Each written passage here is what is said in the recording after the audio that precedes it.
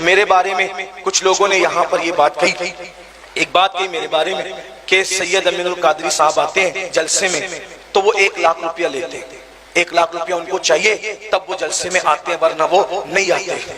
میں آپ سے کہنا چاہتا ہوں غصے میں آئے بغیر لعنت اللہ علی الکاذبین، جھوٹوں پہ اللہ کی لعنت۔ بھائیو 1 لاکھ تو دور کی بات ہے، اللہ کی قسم کھا کے کہتا ہوں لا الہ الا اللہ پڑھ کر آج تک میں نے اب تقریر کرتے کرتے مجھے 29 سال یا 30 سال بیت رہے ہیں، کسی بھی جگہ انڈیا میں یا انڈیا کے باہر میں نے اشارے میں کنائے میں بھی کبھی کسی سے 1 روپیہ نہیں مانگا، کبھی نہیں مانگا۔ کسی نے جب وہ توفتاً کچھ دے دیا تو لے کر کے چلا گیا، میں نے کبھی کھول کے بھی نہیں دیکھا کہ کیا دیا۔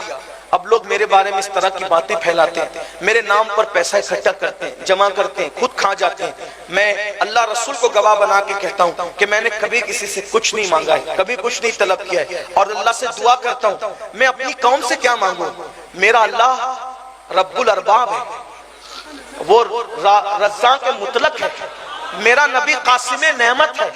بلکہ میں کسی اور کے بارے میں نہیں کہہ رہا ہوں، اپنے لیے کہہ رہا ہوں، اپنے طور پہ کہہ رہا ہوں کہ میں لوگوں سے اللہ رسول کا ذکر بیچ کر پیسہ مانگنے کو سور کی طرح حرام سمجھتا ہوں۔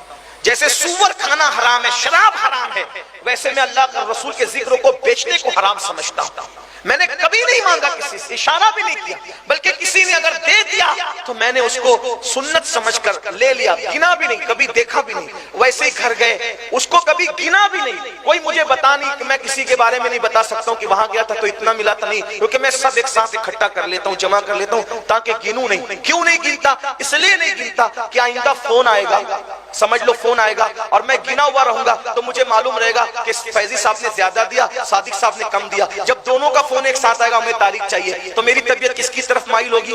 جس نے زیادہ دیا اس کی طرف مائل ہوگی۔ تو اس لیے میں نہیں گنتا کہ مجھے جب پتہ ہی نہیں رہے گا کس نے کتنا دیا، اور جب میری طبیعت زیادہ دینے کے والے کی طرف مائل ہوگی تو بولو میں ذکر اللہ کرنے کے لیے گاندھی جس پہ چھپا ہے اس کے لیے گیا کہ رسول اللہ کے لیے گیا؟ کس کے لیے گیا؟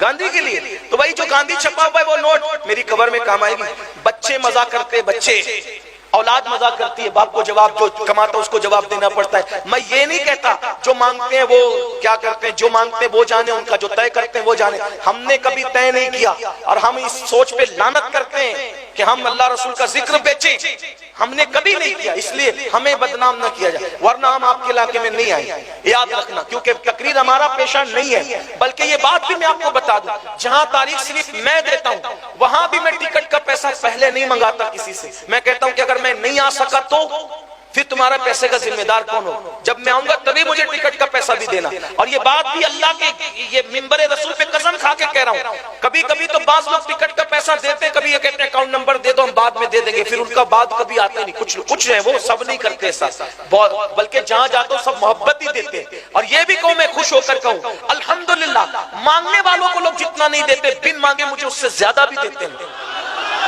یہ بھی کہہ رہا ہوں میں آپ سے، یہ بھی کہہ رہا ہوں، لیکن کچھ ایسے کہ کبھی کرایہ بھی نہیں دیا، پھر لوگ مجھے کیوں بدنام؟ لوگ کہتے ہیں وضاحت کریں، وضاحت میں کہاں وضاحت کروں جا کر کے، کس سے وضاحت کروں جا کر کے؟ لیکن میرا دل آج بہت دکھا کہ مجھے یہ کہا گیا کہ آپ نے 1 لاکھ روپے 50,000 آپ پہلے منگا لیے، 50,000 بعد میں آپ لینے آئے۔ میں کہا اللہ کے بندے میں نے ایسا نہیں کیا، میں اللہ ایمان پہ مرنا ہے بھائیو، کلمہ پڑھتے مرنا ہے، اللہ کو کیا جواب دو؟ ایک ایسا بندہ جو کسی کو جواب ہی نہیں دیتا اس پہ اتنے الزام لگاتے ہیں، ایسے بات کرتے ہیں، ایسا مت کرو۔ اس لیے میری گزارش ہے کہ میرے نام پہ اس طرح کی کوئی بات نہ کرے، اللہ کو جواب دینے میں نے کبھی نہیں مانگا۔ یہ صادق رضوی صاحب بچپن سے مجھے جانتے ہیں، گواہ ہیں، اور جو لوگ سن رہے وہ بھی جانتے ہیں۔ بلکہ یہ تو میں باہر جاتا ہوں، باہر جو لوگ دے دیتے ہیں لے لیتا ہوں۔ میرے شہر مالیگاؤں میں تو آپ پوچھے لوگوں سے، میں جہاں مالیگاؤں میں تقریر کرتا ہوں وہاں دعوت بھی نہیں کھاتا کمیٹی والوں کی، ان کا کھانا بھی نہیں کھاتا۔ میں کہتا ہوں باہر اس لیے کھانا کھاتا ہوں کہ وہاں میرا گھر نہیں ہے، لیکن مالیگاؤں میں تو میرا خود کا گھر ہے، تو تمہارا کھانا کھانے کیوں آؤں؟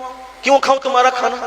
جب میرا گھر خود موجود ہے تو میں کیوں مالیگاؤں والوں کا کھانا بھی نہیں کھایا؟ جا کے پوچھو ان سے، تحقیق کرو، وہ بتائیں گے تمہیں۔